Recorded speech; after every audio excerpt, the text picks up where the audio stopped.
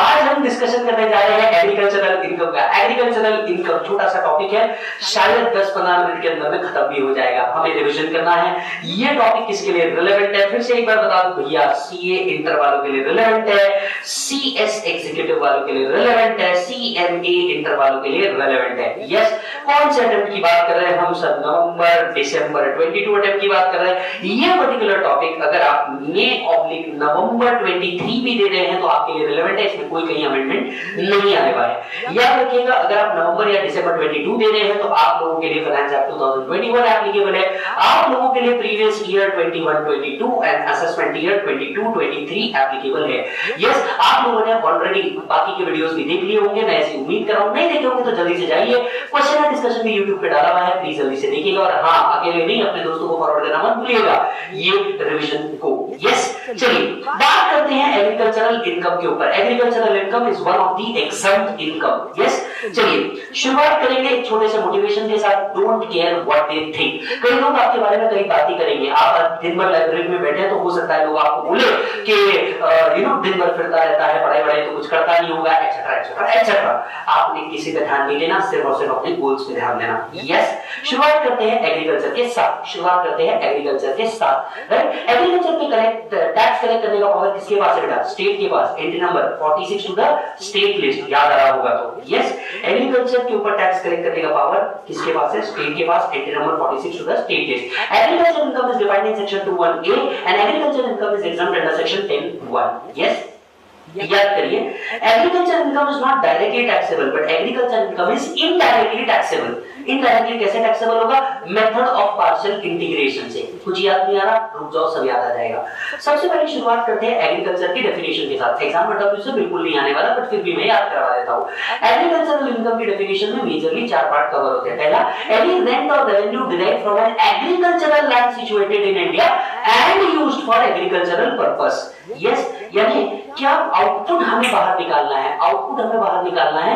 अगर agricultural land से कोई इनकम आ रही है from foreign, that income will be taxable in India, क्योंकि land must be situated in India and used for agricultural purpose. मान लीजिए अगर रेंट या रेवेन्यू जो आ रहा है एग्रीकल्चरल लैंड से, वो आपको किस पर्पस के लिए यूज नहीं हो रहा है? एग्रीकल्चरल पर्पस के लिए वो लैंड यूज नहीं हो रहा, तो उसका रेंट और रेवेन्यू आपका एग्रीकल्चर इनकम नहीं माना जाएगा। याद करो, हमने केस लॉज में करण जौहर सर का एग्जांपल लिया था कि वो खेतों में आते हैं शूटिंग करने के लिए, तो ये एग्रीकल्चरल इनकम नहीं माना जाएगा। दूसरा, इनकम फ्रॉम एग्रीकल्चरल ऑपरेशन। अगर एग्रीकल्चरल ऑपरेशन करके कोई इनकम आती है तो ये भी इनकम एग्रीकल्चरल इनकम मानी जाएगी। तीसरा, income from farm house farmland. Farm house या फार्मलैंड से कोई इनकम आती है तो ये इनकम भी आपकी क्या मानी जाएगी? एग्रीकल्चर इनकम मानी जाएगी। चौथा, मोस्ट इंपॉर्टेंट, जिसके ऊपर इंस्टीट्यूट 2 बार पूछ चुका है, income from any nursery sampling and setting. अगर नर्सरी सैंपलिंग एंड सेटलिंग से कोई इनकम आती है, whether basic operation is done or not, whether basic operation is done or not, तो ये इनकम आपकी कौन सी इनकम मानी जाएगी? एग्रीकल्चरल इनकम मानी जाएगी। अब यहां पे हमें एक वर्ड नहीं मिलता, वो वर्ड है बेटा एग्रीकल्चरल ऑपरेशन। एग्रीकल्चरल ऑपरेशन, क्या एग्रीकल्चरल ऑपरेशन वर्ड डिफाइंड है? Answer is no. The word agricultural operation is not defined in income tax. पर राजा बिनोय सहाय का केस था, सुप्रीम कोर्ट जजमेंट था, जिसने गाइडलाइन दी थी कि किन चीजों को एग्रीकल्चरल एक्टिविटी माना जाएगा। राजा बिनोय सहाय केस कहता है, अगर एसएससी सिर्फ बेसिक ऑपरेशन में है, अगर एसएससी सिर्फ बेसिक ऑपरेशन में है तो इनकम एग्रीकल्चर इनकम मानी जाएगी। अगर एसएससी सिर्फ सब्सिक्वेंट ऑपरेशन में है तो ये इनकम नॉन एग्रीकल्चर इनकम मानी जाएगी। लेकिन अगर SSC basic plus subsequent both operation में है तो ये इनकम एग्रीकल्चरल इनकम मानी जाएगी। चलिए वापस से एक बार करते हैं। Agricultural operation word income tax में डिफाइंड नहीं था। ऐसे केसेस में राजा बिनोय सहाय का कोई गाइडलाइन आया, राजा बिनोय सहाय की गाइडलाइन ने कहा अगर एसएससी सिर्फ बेसिक ऑपरेशन में है तो इनकम एग्रीकल्चर इनकम मानी जाएगी। अब सवाल उठता है, बेसिक ऑपरेशन मतलब क्या था? याद कीजिए, human skill and labour upon land prior to germination. अगर human skill and labour upon land हुआ है प्रायर टू जर्मिनेशन तो इसे हम बेसिक ऑपरेशन कहते हैं। मान लीजिए आपने गेहूं उगाया, गेहूं उगा के काट के बेच दिया, सिर्फ बेसिक ऑपरेशन आपने किए थे, आपकी पूरी इनकम एग्रीकल्चर में मानी जाएगी। यस। दूसरा, सब्सिक्वेंट ऑपरेशन। सब्सिक्वेंट ऑपरेशन मतलब ऐसे ऑपरेशन जो आफ्टर जर्मिनेशन ऑफ सीड्स होता है, मतलब फर्टिलाइजर, उसे काटना या कटे हुए प्रोडक्ट खरीदना, उसे साफ करना और बेचना। फॉर एग्जांपल मैंने फार्मर से गेहूं खरीदा, साफ किया, उसका आटा बनाया और बेचा। यहाँ पे मैंने ग्रोइंग वाली एक्टिविटी की ही नहीं, तो मेरी इनकम एग्रीकल्चर होनी चाहिए क्या? नहीं, मेरी इनकम प्योरली नॉन एग्रीकल्चर होनी चाहिए, पीजीबीपी में टैक्सेबल होनी चाहिए। सो अगर एसएससी सिर्फ सब्सिक्वेंट ऑपरेशन में है, अगर एसएससी सिर्फ सब्सिक्वेंट ऑपरेशन में है, तो ये इनकम नॉन एग्रीकल्चरल इनकम मानी जाएगी। यस, ये इनकम मानी जाएगी non agricultural income. So subsequent operation means an operation which foster the growth and preserve the produce, render it fit for sale in the market. Yes, मैंने गेहूं खरीदा, गेहूं से आटा बनाया और आटा बेचा, ये इनकम मेरा पीजीबीपी में जाना चाहिए। Just because I am dealing with the product which is agricultural product does not mean my income is an agricultural income. याद आ रहा है? अगर एसएससी दोनों ऑपरेशन में इन्वॉल्व है, बेसिक प्लस सब्सिक्वेंट दोनों ऑपरेशन में इन्वॉल्व है, तो डिपार्टमेंट कहता है यहाँ पे आपका एग्रीकल्चरल इनकम भी आ रहा है और नॉन एग्रीकल्चरल इनकम भी आ रहा है। आपको नहीं लगता अब इस एग्रीकल्चर और नॉन एग्रीकल्चर इनकम को सेपरेट करने की जरूरत है? तो सीबीडीटी ने सबसे पहले 3 प्रोडक्ट को सेपरेट किया था। सीबीडीटी ने सबसे पहले 3 प्रोडक्ट को सेपरेट किया, टी, कॉफी, रबर। ये तीनों प्रोडक्ट इंडिया से सबसे ज्यादा एक्सपोर्ट होने वाले प्रोडक्ट थे। तो सीबीडीटी ने सबसे पहले 3 प्रोडक्ट के बारे में क्या किया? सेग्रीगेशन दिया और कहा कि सिंस अगर एसएससी ग्रोइंग में और मैन्युफैक्चरिंग में दोनों एक्टिविटी में है, अगर एसएससी ग्रोइंग और मैन्युफैक्चरिंग दोनों एक्टिविटी के अंदर में है, तो एसएससी के केस में यहाँ कंपोजिट इनकम जनरेट हो रही है। We have to divide agriculture and we have to divide business income separately. CBDT ने 3 प्रोडक्ट के लिए तो बहुत अच्छे से सेपरेशन दी है। कौन से 3 प्रोडक्ट थे? पहला, growing and manufacturing rubber. Rubber को एग्जाम में लेटेक्स भी बोला जा सकता है। ग्रोइंग एंड मैन्युफैक्चरिंग रबर, ऐसे केस में 65% एग्रीकल्चर माना जाएगा, 35% नॉन एग्रीकल्चरल इनकम माना जाएगा। यस। दूसरा, growing and manufacturing coffee grown and cured. अगर कॉफी ग्रोन एंड कर्ड होगी तो 75% एग्रीकल्चरल इनकम माना जाएगा, 25% नॉन एग्रीकल्चरल इनकम माना जाएगा। कॉफी ग्रोन कर्ड रोस्टेड, अगर आप कॉफी को रोस्ट भी कर देते हैं तो 60 और 40 डिवीजन होगा। ये डिवीजन हमने दिया है क्या? नहीं, ये डिवीजन सीबीडीटी ने दिया हुआ है। क्यों दिया हुआ है? क्योंकि एसएससी ग्रोइंग और मैन्युफैक्चरिंग दोनों में है, तो यहाँ आपको सेपरेट करना होगा कितना ग्रोइंग से और कितना मैन्युफैक्चरिंग से, ताकि आप एग्रीकल्चर इनकम अलग कर सको और मैन्युफैक्चरिंग की इनकम अलग कर सको। क्लियर है? तो उन्होंने टी, कॉफी और रबर के लिए तो रूल 7 and 8 दे दिया। Rubber 65-35, coffee grown and cured 75-25, coffee grown cured roasted 60-40, चाय गरम 60 एंड 40% दिया हुआ है। लेकिन जैसे ही इन्होंने इन प्रोडक्ट्स के लिए क्या किया, परसेंटेज अलग किया, इस पे बहुत सारे इश्यूज अराइज हो गए। यस, सारे लोग इस पे क्वेश्चन करने लग गए, आपने किस बेसिस पे ये 65-25 किया है, किस बेसिस पे 75-25 किया है, किस बेसिस पे 60-40 किया, और इस पे बहुत सारे मसले खड़े हो गए। इसके बारे में सीबीडीटी ने खुद भी अपना पल्ला झाड़ दिया, कहते हुए कि भैया हमने इन 3 प्रोडक्ट के लिए तो दे दिया, लेकिन बचे हुए प्रोडक्ट के लिए नहीं देंगे। बचे हुए प्रोडक्ट के लिए उन्होंने फेयर मार्केट वैल्यू के क्राइटेरिया को अपनाना शुरू कर दिया। आइए जरा समझते हैं। मान लीजिए अगर मेरा प्रोडक्ट टी, कॉफी और रबर में नहीं आ रहा, but I am engaged in growing as well as manufacturing. For example, मैंने सोयाबीन उगाया, सोयाबीन को क्रश करके सोयाबीन ऑयल बनाया, सोयाबीन ऑयल बना के बेचा। अब ना ये टी है, ना ये कॉफी है, ना ये रबर है, पर मैं ग्रो और मैन्युफैक्चर कर रहा हूं, तो मुझे दोनों को अलग अलग तो करना पड़ेगा, कितना एग्रीकल्चर कितना नॉन एग्रीकल्चर। यस, तो ऐसे चीजों के लिए लाया कंपोजिट इनकम। ऐसी चीजों के लिए लाया क्या बेटा? Composite income. चलिए ध्यान से सुनते हैं। मान लीजिए इसको मैं बहुत सिंपल एग्जांपल से लेता हूं, शुगर केन। मैं शुगर केन जानबूझ के ले रहा हूं क्योंकि आपके मॉड्यूल में एक जो एग्जांपल दिया हुआ है वो शुगर केन का ही दिया हुआ है। मान लीजिए मैंने 100 टन शुगर केन उगाया, इस 100 टन शुगर केन में से 30 टन शुगर केन मैंने डायरेक्टली बेच दिया, क्योंकि मेरा प्लांट का कैपेसिटी मात्र 70 टन था। तो मैंने जो एक्सेस प्रोडक्शन हुआ, एक्सेस प्रोडक्शन उठा करके बेच दिया। बताइए, मैंने ग्रो किया, ग्रो करके डायरेक्टली बेच दिया। आपको नहीं लगता मेरा इनकम प्योरली एग्रीकल्चर होना चाहिए? क्योंकि मैंने उगाया और उगा करके बेचा, प्योरली बेसिक ऑपरेशन हुए हैं, तो मेरी इनकम प्योरली एग्रीकल्चरल इनकम होनी चाहिए, हाँ या ना? सो अगर मैंने डायरेक्टली सेल कर दिया, sale value minus cost of cultivation मेरा एग्रीकल्चर इनकम माना जाएगा। Sale value minus cost of cultivation मेरा एग्रीकल्चर इनकम माना जाएगा।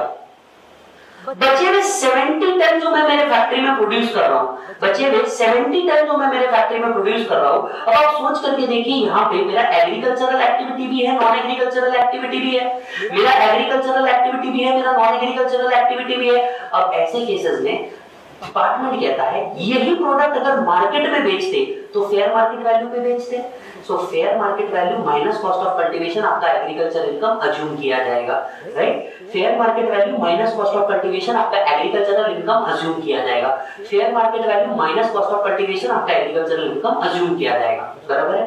अब सिंस इसमें मैं ही ग्रो करके मैं ही मैन्युफैक्चर कर रहा हूं, मैन्युफैक्चर करके सेल करूंगा तो सेल वैल्यू माइनस यही प्रोडक्ट आपने खुद का ना लेके मार्केट से लेते तो फेयर मार्केट वैल्यू पे लेना पड़ता। फेयर मार्केट वैल्यू जो आपने यहां कंसीडर किया है वही कॉस्ट मान लोगे, यहां डबल टैक्सेशन अवॉइड होता है, क्योंकि जिस फेयर मार्केट वैल्यू की बेसिस पे आपने एग्रीकल्चर निकाला उसको ही आप यहां पे क्या कर दे रहे हो, माइनस कर दे रहे हो। Fair market value of the produce minus कीजिए, एक्सपेंसेस ऑन सेल्स माइनस कीजिए, आपका क्या आ जाएगा, पीजीबीपी आ जाएगा। आपका क्या आ जाएगा बेटा, पीजीबीपी अराइज हो जाएगा। तो वापस से एक बार देखिए क्या हुआ, अगर आप ग्रोइंग प्लस मैन्युफैक्चरिंग दोनों चीजों के अंदर में हो तो आपको सेग्रीगेट करना जरूरी है, कितना एग्रीकल्चरल कितना पीजीबीपी। यस, इसके लिए उन्होंने टी कॉफी एंड रबर की केस में तो बहुत सिंपली परसेंटेज दे दिए, लेकिन बहुत सारे लोगों ने सवाल उठा दिया कि किस बेसिस पे आपने ये परसेंटेज निकाले। इनकम टैक्स डिपार्टमेंट ने 3 प्रोडक्ट को छोड़ के बाकी सारे प्रोडक्ट के लिए अदर एग्रीकल्चरल प्रोडक्ट्स के लिए ये क्राइटेरिया निकाल दिया। आपने उगाया डायरेक्टली बेचा प्योरली इनकम एग्रीकल्चरल इनकम, आपने उगा करके प्रोसेस किया, अब यहाँ पे दोनों इनकम आ गई। एग्रीकल्चर कैसे निकालोगे, fair market value minus cost of cultivation agricultural income. Tension लेने की बात नहीं है, फेयर मार्केट वैल्यू प्रॉब्लम में दिया होगा, put the value get the answer, right. PGBP कैसे निकालोगे, ये मटेरियल आप सेल करोगे तो सेल वैल्यू माइनस एग्रीकल्चर निकालने के लिए कॉस्ट ली थी आपने, फेयर मार्केट वैल्यू को कॉस्ट अज्यूम कर लो, एक्सपेंसेस माइनस कर दो, पीजीबीपी अराइज हो जाएगा। याद रखिएगा जो फेयर मार्केट वैल्यू आपने एग्रीकल्चर इनकम निकालने के लिए लिया वो यहाँ पे आप माइनस कर रहे हो, इससे डबल टैक्सेशन अवॉइड हो जाता है। क्लियर है। अब आपने एग्रीकल्चरल इनकम, लास्ट पार्ट पे आ जाते हैं एग्रीकल्चरल इनकम के, जरा ध्यान से सुनना। आपको अगर एग्रीकल्चर से कुछ पूछा जा सकता है तो मुझे लगता है ये पूछा जा सकता है, मेथड ऑफ एग्रीगेशन। यस, इसी को मेथड ऑफ पार्शियल इंटीग्रेशन भी कहा जाता है, इसी को मेथड ऑफ पार्शियल इंटीग्रेशन भी कहा जाता है, right. This method is applicable to individual HUF, AOP, BOI, AJP। ये फर्म और कंपनी पे एप्लीकेबल नहीं है। ये मेथड तब एप्लीकेबल है जब एग्रीकल्चर इनकम एक्सीड कर जाए 5000 से और अदर इनकम एक्सीड कर जाए बेसिक एग्जम्पशन लिमिट से। सो agriculture income exceed 5000, other income exceed basic exemption limit. तो ऐसे केस में जो आपका टैक्स कैलकुलेशन है ये बदल जाता है। ध्यान से सुनिए, जब हमने टॉपिक चालू किया था हमने एक लाइन पढ़ी थी, agriculture income is not directly taxable but it is indirectly taxable. Agriculture income is not directly taxable but it is indirectly taxable. Indirectly कैसे टैक्सेबल होता है, मेथड ऑफ एग्रीगेशन से। ऐसा क्यों होता है, सरकार का जो ऑब्जेक्टिव था एग्रीकल्चर इनकम को एग्जम्प्ट करने का वो प्योर फार्मर्स के लिए था। अगर आपकी प्योरली फार्मिंग से इनकम आती है, कोई अदर सोर्स से कोई इनकम जनरेट नहीं हो रही, तो आपकी इनकम पूरी की पूरी एग्जाम में चाहिए 4000 करोड़ क्यों ना हो। यस, लेकिन आपकी एग्रीकल्चर इनकम भी है और अदर बिजनेस इनकम भी है। सरकार बोलती है बेटा तू अदर बिजनेस की आड़ में तेरा एग्रीकल्चर इनकम को एग्जाम करवाने की कोशिश कर रहा है, ऐसा हम होने नहीं देंगे। और अब तेरा जो टैक्स कैलकुलेशन होगा वो मेथड ऑफ एग्रीगेशन के हिसाब से होगा। जरा याद करके देखिए, मेथड ऑफ एग्रीगेशन में कुछ याद आ रहा है क्या, कितने स्टेप में टैक्स निकलता है, 7। Step 1 agriculture income plus non agriculture income, दोनों इनकम को जोड़ डालो। यस, इसके ऊपर टैक्स निकालो, tax on step 1। Step 3 agriculture income plus basic exemption limit, agriculture income plus basic exemption limit, इस पे टैक्स निकालो। यस, फिर डिफरेंस ऑफ टैक्स कर दो, स्टेप 2 माइनस स्टेप 4। फिर जो भी कोई सरचार्ज होगा, रिबेट होगा या एचईसी होगा, अकॉर्डिंगली आप एडजस्टमेंट कर लो डिपेंडिंग अपॉन योर इनकम। आपका आ जाएगा फाइनल टैक्स लायबिलिटी, आपका आ जाएगा फाइनल टैक्स लायबिलिटी। छोटा सा एग्जांपल ले लेते हैं, मान लीजिए एग्रीकल्चर इनकम है आपका 4 lakh rupees, non agricultural income है 9 लाख रुपीस, बराबर। स्टेप 1 कितना आएगा, स्टेप 1 था agriculture plus non agriculture income को जोड़ देना, 9 प्लस 4 कितना आ रहा है बेटा, 13 लाख रुपीस। यस, स्टेप 2 आपका आएगा टैक्स निकालना है ऑन स्टेप 1। 13 लाख पे टैक्स निकालिए। 13 लाख में से पहले 10 लाख तक का टैक्स आएगा 1,12,500। बैलेंस पे 30% प्लस 1,12,500 आपका टोटल टैक्स आ रहा है 2,02,500। यस, चेक कर लो, कैलकुलेटर से निकाल लो, वीडियो को यहीं रोक दो अगर आगे नहीं जाना है तो। Step 3 agriculture income plus basic exemption limit 6,50,000। 4 lakh agriculture plus 2,50,000 basic exemption limit. Step 4 इस पे टैक्स निकालिए। 6,50,000 पे टैक्स निकालो। Does this comes to 42,500? Check कर लो, पहले 5 लाख तक का टैक्स 12,500, बैलेंस के ऊपर 30%। यस, बैलेंस के ऊपर 20%, ना 30%, 42,500। Step 5 difference of tax. Difference of tax कितना आ रहा है बेटा, चेक करना। 1,60,000। अब क्या रिबेट मिलेगा? नहीं, मेरी टोटल इनकम 5 लाख से ऊपर है। क्या सरचार्ज लगेगा? नहीं, मेरी टोटल इनकम 50 लाख से नीचे है। यस, तो ऐसे केस में क्या अब भी कुछ बाकी है तेरे मेरे बीच में? यस, 6,400 आपका बैलेंस टैक्स आ गया 1,66,400। 1,66,400। That is how method of aggregation के तहत टैक्स निकाला जाता है। आपको और टेंशन लेने की जरूरत नहीं है। मैंने क्वेश्चन एंड डिस्कशन अपडेट किया है, उसमें एडिशनल क्वेश्चन रखे हैं, सॉल्व भी किया है, कुछ गलती हुई है तो वहां रेक्टिफाई भी करवाया है। प्लीज जाके जरूर देखिएगा।